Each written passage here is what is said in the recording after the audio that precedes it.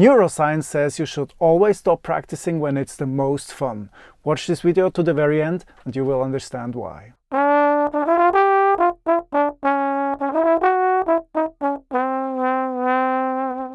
To improve as a jazz player, you have to develop good practice habits.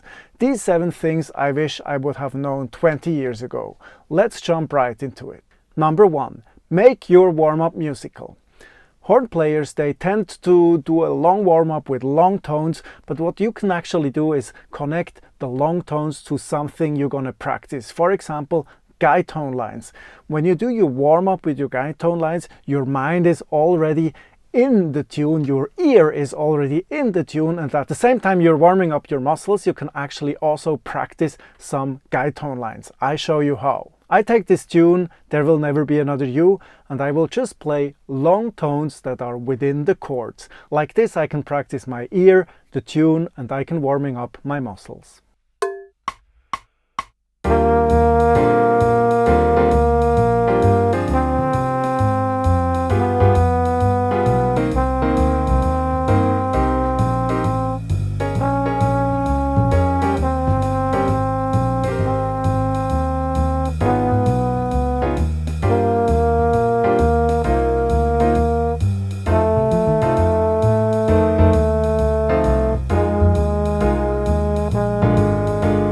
If you start your day with playing some guide tone lines to a tune you're going to practice, then your mind, your body and your ears are already in the tune you're going to practice later. Number 2. Always practice your scale over the whole range of your instrument.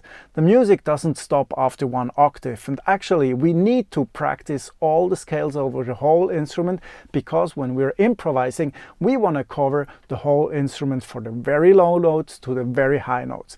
Like this you can also develop your low range and your high range.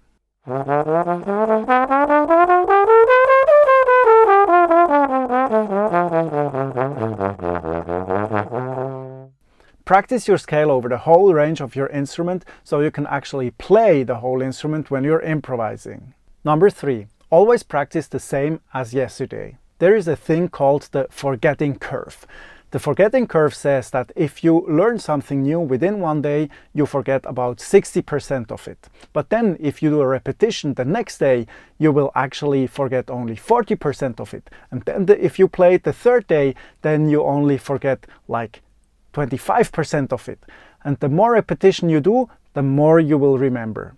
But maybe you don't have the time every day to work on every topic you want to work on. That's why you should have little chunks of repetition for all the topics, and then choose 1 or 2 topics you actually lay a focus on, and this one will be the focus of this very day. Let's say you have 6 topics you're currently working on. The first day you work on number 1 and number 2, and number 3, 4, 5 and 6 you're only doing a repetition. The second day you work on number 3 and 4, and number 5 and 6 and 1 and 2 you're only doing a short repetition.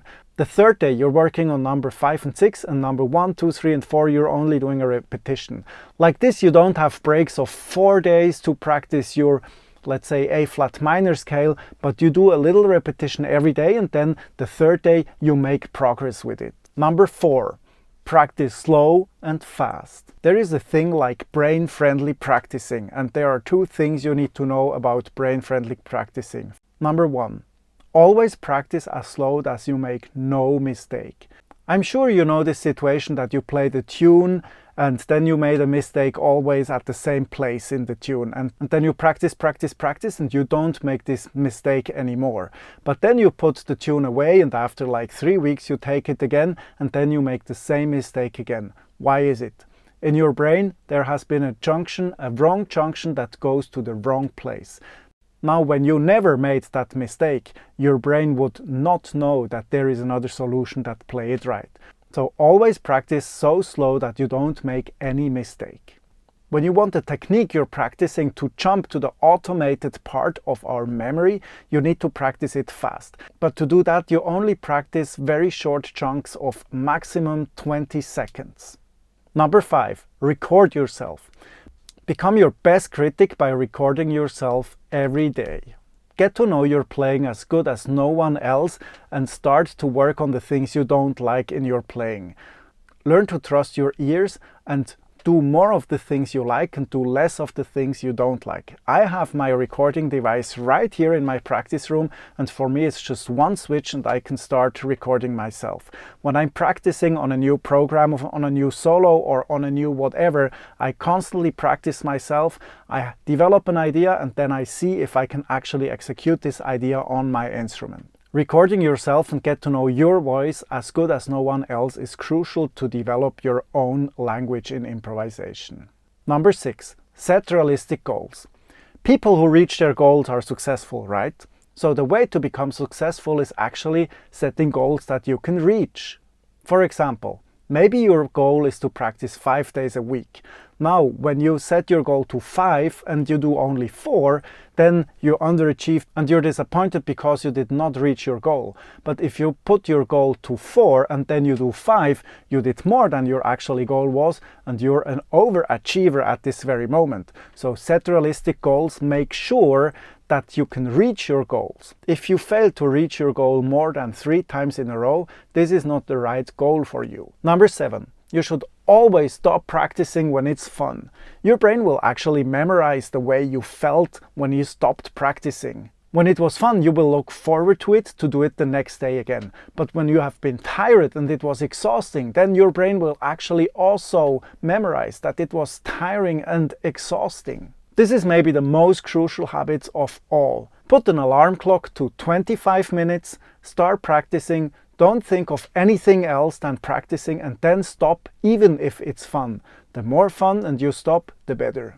In the description of this video, you will find a link where you can get all the resources of this video. And if you're serious about learning jazz, we should talk. Send me an email and I will get back to you within 24 hours. Leave a comment in the comment section below if you think these practice habits are useful for you.